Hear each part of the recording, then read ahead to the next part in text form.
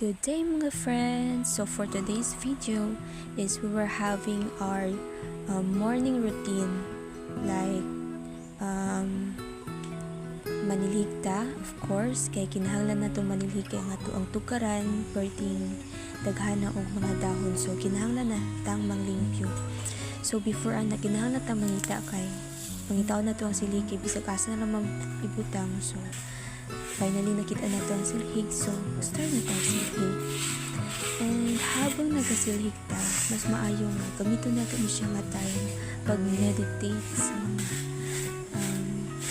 good things na nahita po sa atong life para iwas sa mga stress. O pwede po nato ni siya nga gamiton nga time para i-appreciate ang mga creations like mga tanong, gulat, so everything ng ana. So ayan na siya, naghipos na siya.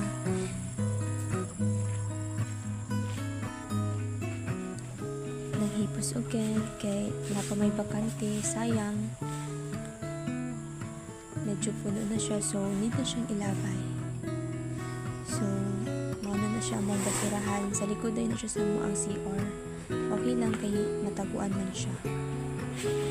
Salamat di ay sa pag-watch sa ako ang video. Thank you for watching. I hope you enjoy my video.